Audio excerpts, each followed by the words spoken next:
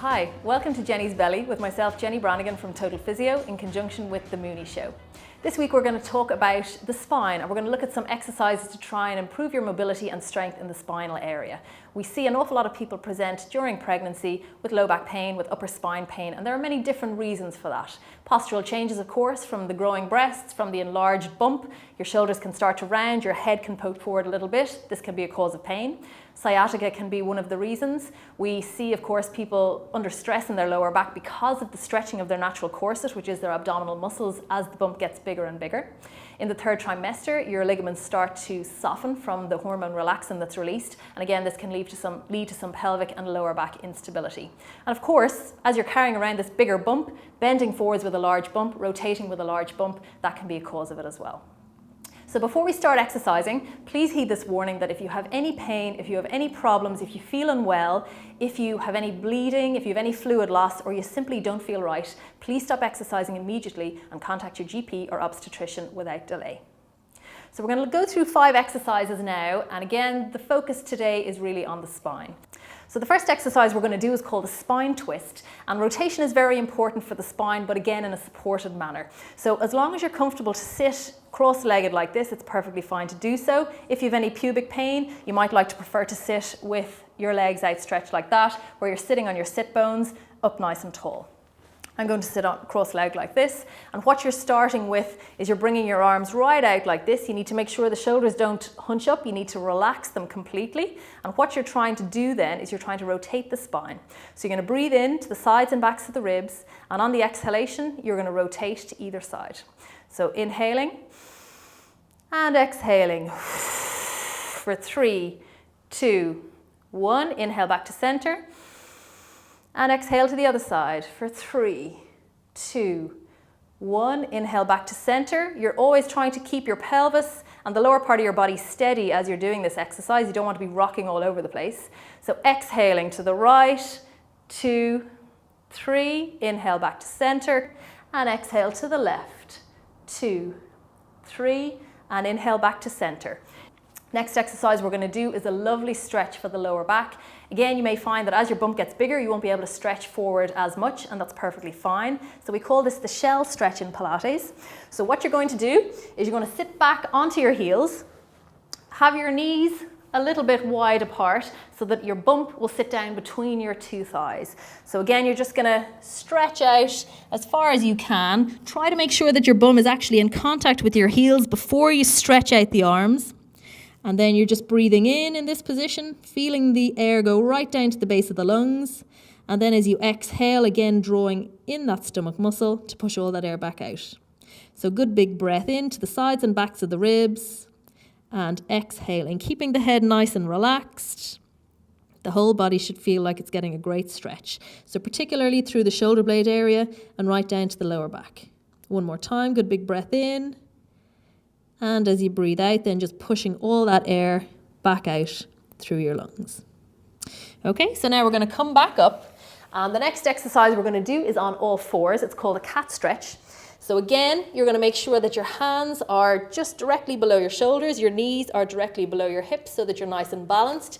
If you have any issues with your wrists, you should roll your mat towards you like this so that you're leaning but not putting too much pressure through the wrists there.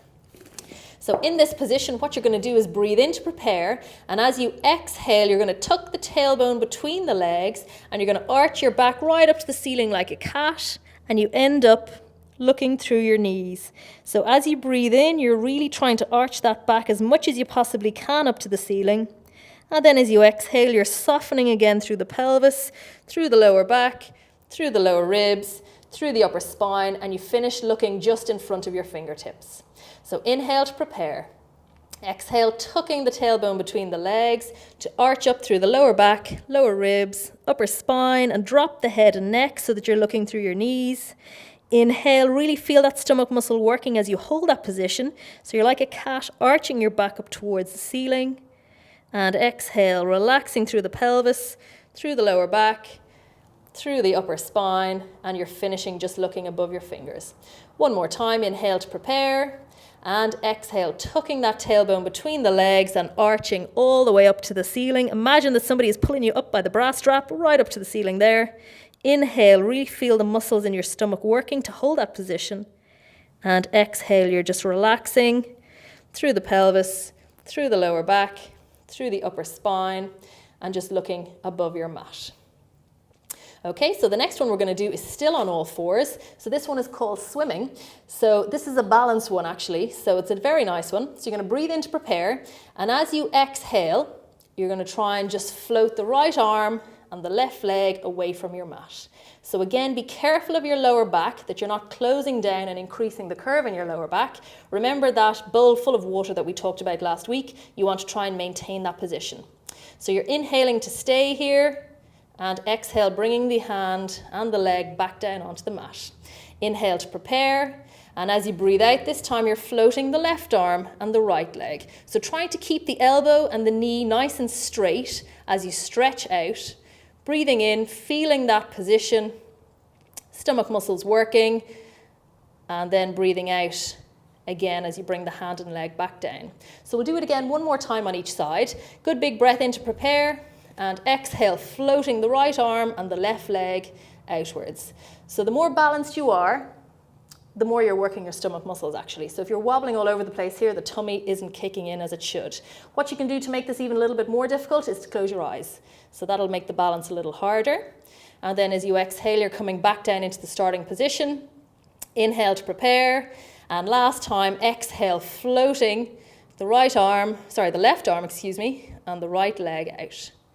Inhaling to hold that position there, and then coming back down onto your mat. Okay, so just sitting back onto your heels, just give the wrists a little bit of a shake after that. You've had 2 exercises on all fours.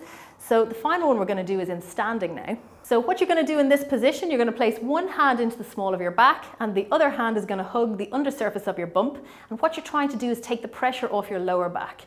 So you're going to inhale to prepare, and as you exhale, you're tucking your tailbone between your legs to try and posteriorly tilt your pelvis. So you're tilting your pelvis backwards. Okay, so let's just explain why that's important.